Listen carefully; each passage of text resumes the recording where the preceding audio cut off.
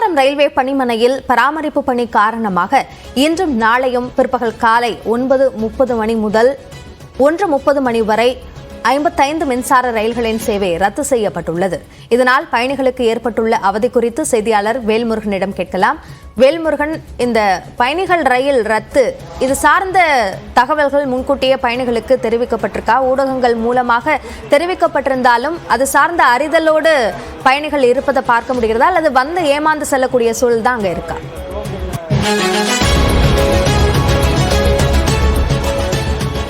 அப்படியே குறிப்பாக தாம்பரத்தினுடைய அந்த யார்டு ஒர்க் அப்படிங்கிறது நடைபெற்று வருவதன் காரணமாக தற்பொழுது தாம்பரத்து வழியாக செல்லக்கூடிய புறநகர் ரயில் சேவையில் தற்போது பல்வேறு மாற்றங்கள் செய்யப்பட்டிருக்கிறது.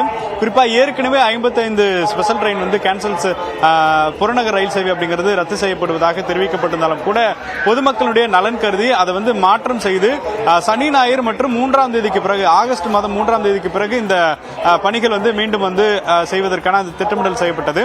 அந்த வகையில் இன்று மற்றும் நாளை 55 புறநகர் ரயில் சேவை அப்படிங்கிறது ரத்து செய்யப்பட்டிருக்கிறது. இதன் காரணமாக தாம்பரம், அதே போல கூடுவாஞ்சேரி, செங்கல்பட்டு செல்லக்கூடிய மக்கள், குறிப்பாக ரயில் பயணிகள் கடுமையாக பாதிக்கப்படக்கூடிய சூழலை வந்து நம்ம நேரடியாக பார்த்து கொண்டிருக்கிறோம்.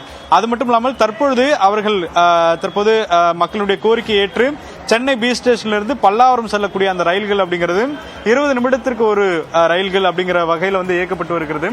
தொடர்ச்சியாக இங்க இருக்கக்கூடிய ரயில் பயணிகளிடம் பேசலாம். சார் வணக்கம். இப்போ இந்த ரயில் இயக்கப்படாதனால எந்த மாதிரி சிரமங்கள்லாம் இருக்கு?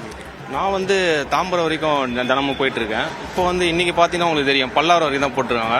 என்னால் பஸ்லலாம் என்னால் போக முடியாது, ரொம்ப கஷ்டமா இருக்கும்.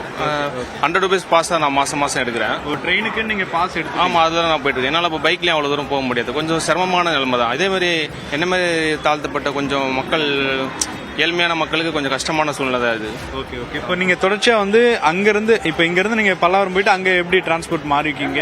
வழக்கமா தாம்பரம் போறதுனால எவ்வளவு ஈஸியா இருக்கும் உங்களுக்கு? இப்போ வந்து நான் பல்லாவரம் போயிட்டு பேருந்து மூலியமா தான் போற மாதிரி இருக்கும். அது கொஞ்சம் சிரமமான ஒரு நாளாக இருக்கும். டிக்கெட்லாம் அதிகமாக தான் இருக்கு. ஓகே, ஆமா. சரி சரி. ஸோ தொடர்ச்சியாக வந்து மக்களுக்கு இந்த தகவல் என்பது பெரும்பாலான மக்களுக்கு வந்து தெரிஞ்சிருக்கு. ஏன்னா உள்ள வரும்பொழுது நோட்டீஸ் போர்டில் வந்து டிஸ்பிளே புறப்பட போறது, கடைசி ட்ரெயின் எப்போ, அதே போல இந்த எங்க இருந்து நீங்க மாறிக்கலாம், பல்லாவரம் போயிட்டு அதுக்கப்புறம் பேருந்தோ மற்ற வகையில தான் போகணும். சோ இந்த மாதிரியான தற்போது அந்த சிரமங்கள் வந்து மக்கள் மத்தியில் இருக்கிறத பயணிகள் ரயில்கள் ரத்து காரணமாக ஏற்பட்டிருக்கக்கூடிய இன்னல்கள் குறித்த விவரங்களுக்கு நன்றி வேல்முருகன்.